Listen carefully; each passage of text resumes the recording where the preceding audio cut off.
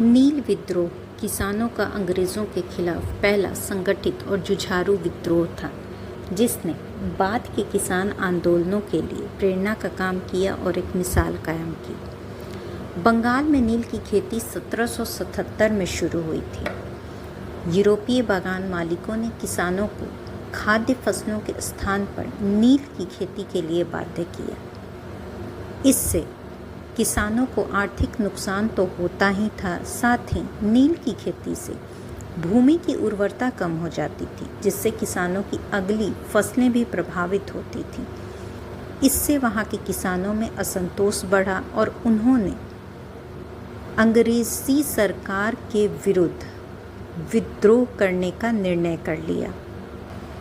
नील विद्रोह का आरंभ बंगाल के नादिया ज़िले के कृष्णनगर के पास चौगाचा गांव में विष्णुचरण विश्वास और दिगंबर विश्वास दो भाइयों के द्वारा शुरू किया गया।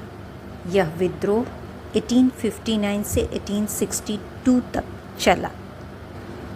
अंग्रेज़ी सरकार को मजबूर होकर 1860 में नील आयोग की स्थापना करनी पड़ी, जिसका निर्णय किसानों के पक्ष में आया।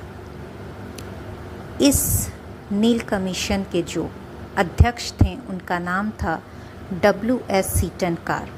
साथ में दो अन्य सदस्य भी थे जिनका नाम था जॉन सार्जेंट और R.S. बेल। नील विद्रोह के समय भारत के वायसराय लॉर्ड कैनिंग थे। 1860 में प्रकाशित नील दर्पण दीनबंधु मित्र की रचना एक प्रसिद्ध नाटक थी, जिसका संबंध नील विद्रोह से था।